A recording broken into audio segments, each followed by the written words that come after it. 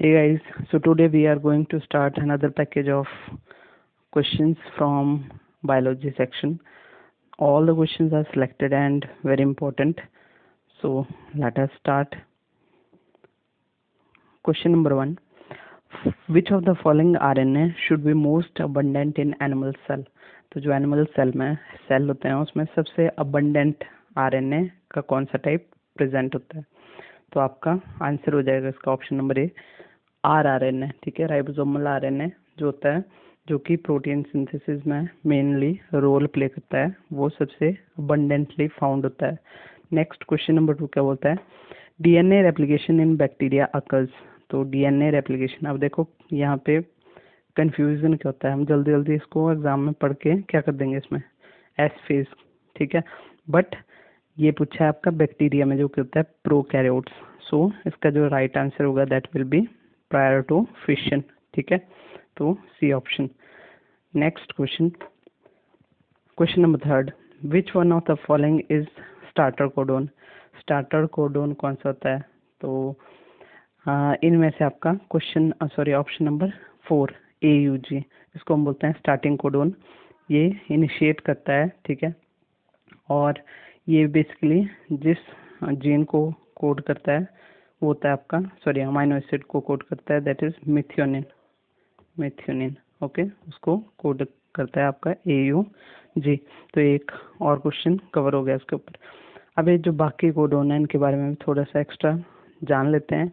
UGA, UAA, UAG, ये तीनों जो है इनको हम स्टॉप कोडोन बोलते हैं। ठीक है, तो टर्मिनेशन में हेल्पफुल होते हैं। उसके बाद नेक्स्ट क्वेश्चन देखते हैं।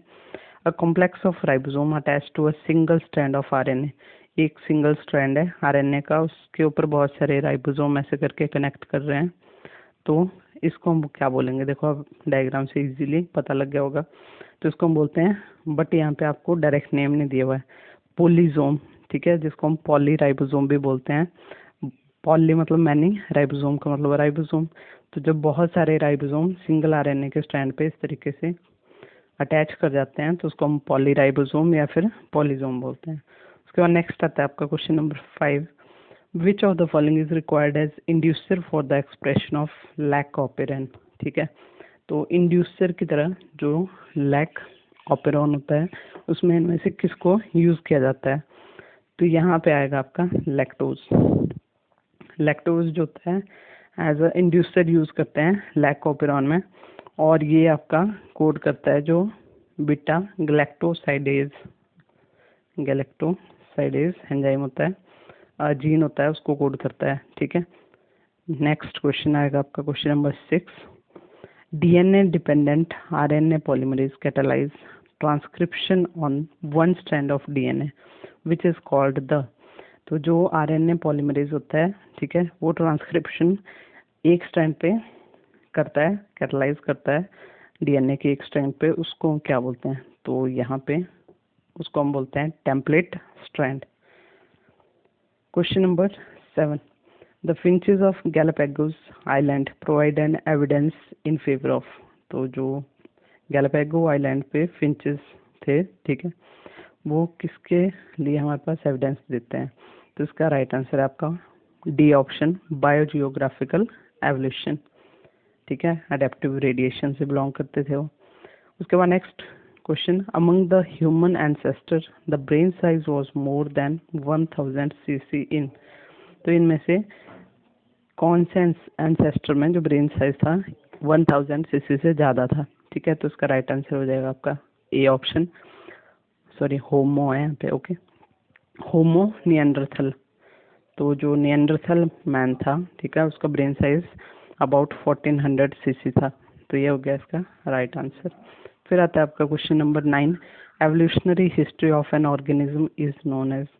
तो इसको हम क्या बोलते हैं? एवोल्यूशनरी हिस्ट्री, जब भी हम किसी ऑर्गेनिज्म की स्टडी कर रहे हैं तो उसको हम बोलते हैं फाइलोजेनी। ठीक है, question number 10, which one of the following is not a living fossil. तो इनमें से कौन सा लिविंग फॉसिल नहीं है?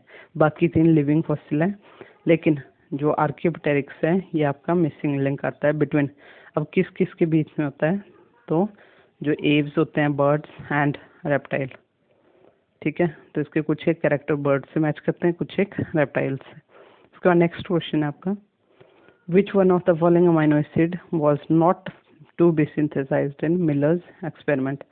तो यूरे एंड मिलर ने जो एक्सपेरिमेंट किए थे उसमें एस्पार्टिक एसिड भी सिंथेसाइज हुआ था, एलानिन भी और ग्लाइसिन, बट जो ग्लूटामिक एसिड था that was not the part of those amino acid. ठीक है, तो उसका राइट आंसर हो गया आपका बी ऑप्शन।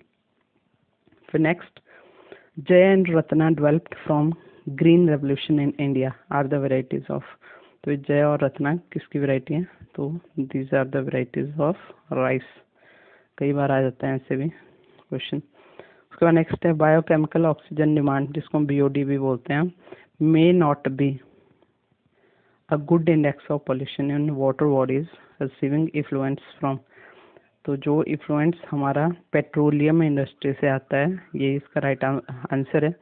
उस इफ्लुएंस में नॉन बायोडिग्रेडेबल सब्सटेंसेस होते हैं जिसको बैक्टीरिया या माइक्रो ऑर्गेनिज्म डिग्रेड नहीं कर पाते, तो उसका फिर कोई रोल नहीं रह जाता है जो आपका पोल्यूशन से रिलेटेड इंडेक्स बनता है, बीओडी का रोल होता है उसमें। उसके बाद question number 14, what gases are produced in anaerobic sludge digester. तो जो एनारोबिक स्लज डाइजेस्टर होता है उसमें कौन कौन सी गैसेस प्रोड्यूस होती हैं? तो सबसे पहले इन गैसेस को प्रोड्यूस कौन करता है? तो मिथेनोजन बैक्टीरिया जो होते हैं, ठीक है, वो इनको प्रोड्यूस करते हैं, और इसका राइट आंसर है बी आपका, methane, hydrogen sulphide and CO2 जो गैसेस होती हैं वो बनती हैं उसके अंदर। Then the last question, the DNA fragment separated on agarose gel can be visualized after staining with. तो जेल इलेक्ट्रोफोरेसिस जब हम करते हैं, ठीक है, तो उसके बाद हम DNA फ्रेगमेंट्स को देखते कैसे हैं, किससे उसको स्टेन किया जाता है? तो इसका राइट आंसर है आपका इथीडियम ब्रोमाइड। तो इस स्टेन से उनको स्टेन किया जाता है, उसके बाद हम उसको देख सकते हैं। तो ये थे आज के लिए the most important selected 15 questions. So now thank you and keep learning.